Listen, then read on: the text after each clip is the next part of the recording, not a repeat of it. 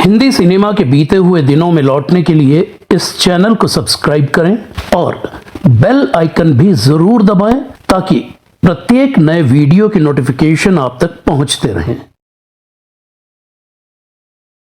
पुस्तक बीते हुए दिन पार्ट 1 हिंदी और इंग्लिश और पार्ट 2 हिंदी का विमोचन दिनांक 24 अक्टूबर को अंधेरी पश्चिम में सिने एंड टीवी आर्टिस्ट एसोसिएशन की नई बिल्डिंग सिंटा टॉवर के उद्घाटन समारोह के दौरान अपने दौर की सुपरस्टार आशा पारेख जी, प्रोड्यूसर डायरेक्टर सुभाष घई जी और अभिनेता पंकज त्रिपाठी के हाथों हुआ। ये पुस्तक ऑनलाइन उपलब्ध है। पुस्तक मंगाने संबंधी सभी लिंक्स के लिए कृपया वीडियो के साथ दिए गए डिस्क्रिप्शन में जाएं। धन्यवाद। नमस्कार, मैं शिशिर कृष्ण शर्मा बीते हुए दिन में आपका स्वागत करता हूं। आज बात प्रेमेंद्र की। प्रेमेंद्र पाराशर साल 1970 और 71 की होली आई रे, दुनिया क्या जाने और साज और सनम जैसी जानी मानी फिल्मों के हीरो। प्रेमेंद्र जी ने 2 साल के अपने करियर में सिर्फ 5 फिल्में की और उन सभी में वो हीरो थे।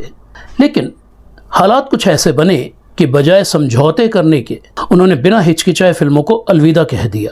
प्रेमेंद्र जी का नाम मैंने पहली बार अनिरुद्ध अग्रवाल से सुना था। अनिरुद्ध जी यानी रामसे की फिल्मों के शैतान। बीते हुए दिन के साथ बातचीत के दौरान अनिरुद्ध जी ने बताया था कि प्रेमेंद्र उनके दोस्त थे। वो आगरा के पास फतेहपुर सीकरी के रहने वाले थे और होली आई रे और साज और सनम जैसी कुछ फिल्मों के हीरो थे। प्रेमेंद्र जी को लेकर मेरे मन में उत्सुकता पैदा हुई। मैंने उनकी तलाश शुरू की, लेकिन उनका या उनके परिवार में किसी का भी फोन नंबर या पता मुझे कहीं भी मिल नहीं पाया। थक हार कर मैं खामोश बैठ गया। साल दर साल बीतते रहे। अचानक एक रोज बीते हुए दिन के प्रशंसक ग्वालियर निवासी श्री आनंद पाराशर के जरिए फोन पर मेरा संपर्क प्रेमेंद्र जी के छोटे भाई रामेश्वर नाथ उर्फ चुनचुन पाराशर जी से हुआ। उनसे प्रेमेंद्र जी के बारे में काफ़ी जानकारी तो मिली ही, साथ ही उन्होंने अपने भतीजे यानी प्रेमेंद्र जी के बेटे मुनीश से मेरी बात भी कराई, जो मुंबई में रहते हैं लेकिन उन दिनों फतेहपुर में थे। और मुनीश जी के मुंबई लौटने के बाद 7 अगस्त 2023 की दोपहर अंधेरी पश्चिम के उनके घर पर मेरी उनसे उनके पिता के बारे में विस्तार से बातचीत आखिर हो ही गई। प्रेमेंद्र जी का जन्म 2 दिसंबर 1942 को उनकी ननिहाल आगरा में हुआ था। उनके पिता मुरारीलाल पाराशर 86 गांवों के जमींदार थे और साथ ही 25 सालों तक लगातार फतेहपुर सीकरी के नगर पालिका के चेयरमैन भी रहे थे। उनके 3 बेटों और 3 बेटियों में प्रेमेंद्र सबसे बड़े थे। प्रेमेंद्र जी का असली नाम त्रिलोकीनाथ पाराशर था। फतेहपुर से 11वीं पास करने के बाद उन्होंने आगरा कॉलेज में बीएससी में दाखिला ले लिया था। उन्हीं दिनों फिल्म लीडर की शूटिंग के लिए दिलीप कुमार फतेहपुर आए तो 6 फुट 2 इंच लंबे खूबसूरत प्रेमेंद्र को देखते ही उन्होंने कहा, तुम बिल्कुल हीरो लगते हो, मुंबई आ जाओ। कुछ ही दिनों बाद अखबारों में पूना में नए खुले फिल्म इंस्टीट्यूट का विज्ञापन छपा तो दोस्तों के कहने पर प्रेमेंद्र जी ने भी फॉर्म भर दिया। रिटन टेस्ट और इंटरव्यू दिल्ली में हुए। इंटरव्यू बोर्ड में जगत मुरारी, बीना रॉय और रोशन तनेजा थे। प्रेमेंद्र जी का सिलेक्शन हुआ और उन्हें फिल्म इंस्टीट्यूट के साल 1963 के बैच में दाखिला मिल गया। फिल्म इंस्टीट्यूट में शत्रुघ्न सिन्हा, अनिल धवन, असरानी, सुभाष घई और बलदेव खोसा प्रेमेंद्र जी के बैचमेट्स थे। 3 साल बाद 1966 में प्रेमेंद्र जी फिल्म इंस्टीट्यूट से पास आउट होकर मुंबई चले आए थे। प्रेमेंद्र जी ने करियर की जो पहली फिल्म साइन की थी वो थी श्री प्रकाश पिक्चर्स के बैनर की होली आई रे। ये फिल्म साल 1970 में रिलीज हुई थी। इस फिल्म के प्रोड्यूसर्स शंकर भाई भट्ट और उनके छोटे भाई विजय भट्ट थे, जिन्होंने साइलेंट के ज़माने से लेकर 1970 के दशक के आखिरी सालों के बीच लगभग 68 फिल्में बनाई थीं। इनमें भरत मिलाप, रामराज्य, बैजू बावरा, गूंज उठी शहनाई, हरियाली और रास्ता और हिमालय की गोद में जैसी ब्लॉकबस्टर्स भी शामिल हैं। मुनीश बताते हैं, पापा चाहते थे कि वो त्रिलोकीनाथ की जगह किसी नए और आकर्षक नाम के साथ फिल्मों में कदम रखें, इसलिए उन्होंने अपना स्क्रीन नेम रखा प्रेम। ये वो दौर था जब धर्मेंद्र स्टार बन चुके थे और जितेंद्र बहुत तेजी से स्टारडम की तरफ बढ़ रहे थे। ऐसे में दोस्तों की सलाह पर पापा ने भी धर्मेंद्र और जितेंद्र की तर्ज पर अपना नाम प्रेम से बदलकर प्रेमेंद्र रख लिया था। प्रेमेंद्र जी ने जो दूसरी फिल्म साइन की वो थी जोगी। इस फिल्म के प्रोड्यूसर गीतकार S.H. बिहारी के भाई हुदा बिहारी थे। इस फिल्म की शूटिंग होली आई रे से पहले शुरू हुई, लेकिन पैसे की तंगी की वजह से ये फिल्म रुक रुक कर 12 सालों में बनी और बहुत मुश्किल से साल 1982 में रिलीज हो पाई थी। तब तक प्रेमेंद्र जी को फिल्मों से अलग हुए 10 साल बीत चुके थे। होली आई रे और जोगी के अलावा प्रेमेंद्र जी ने 3 और फिल्में की। 1970 की दीदार और 1971 की दुनिया क्या जाने और साज और सनम। प्रोड्यूसर डायरेक्टर जुगल किशोर की फिल्म दीदार में प्रेमेंद्र की हीरोइन थी अंजना मुमताज और इस फिल्म में सेकंड हीरो धीरज कुमार थे। मद्रास की कंपनी चित्रालय पिक्चर्स की फिल्म दुनिया क्या जाने के डायरेक्टर थे श्रीधर, संगीतकार थे शंकर जयकिशन और हीरोइन थी भारती। वाडिया मूवी टोन के बैनर की फिल्म साज और सनम में प्रेमेंद्र की हीरोइन रेखा थी।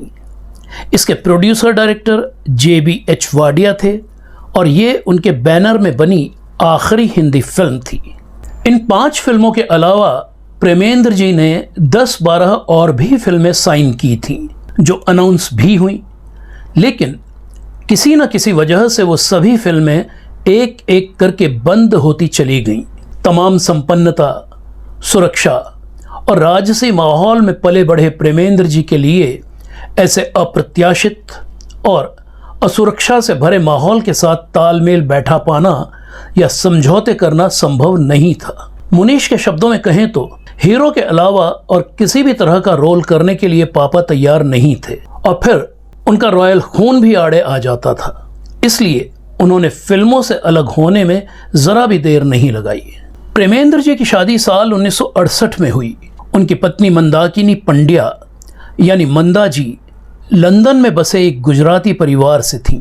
अपनी भारत यात्रा के दौरान वो एक रोज शूटिंग देखने होली आई रे के सेट पर आई थीं, जहां प्रेमेंद्र से हुई उनकी मुलाकात दोस्ती में बदली और फिर उन्होंने शादी कर ली थी। आगे चलकर प्रेमेंद्र जी 2 बेटों और 2 बेटियों के पिता बने। बेटी अंजलि, फिर बेटे ऋषि और मुनीश और सबसे छोटी बेटी शिखा। फिल्मों से अलग होने के बाद प्रेमेंद्र जी ने इंटीरियर डेकोरेशन, लैम्पशेड्स और शैंडलियर्स का बिजनेस शुरू किया जो अच्छा खासा चल निकला। मुंबई के तमाम बड़े होटल उनके क्लाइंट्स में शामिल थे। 20 सालों तक उनका बिजनेस खूब फला फूला, लेकिन साल 1993 के मुंबई बम धमाकों का होटल व्यवसाय पर बहुत बुरा असर पड़ा तो प्रेमेंद्र जी के बिजनेस का ग्राफ भी जमीन पर आ गया।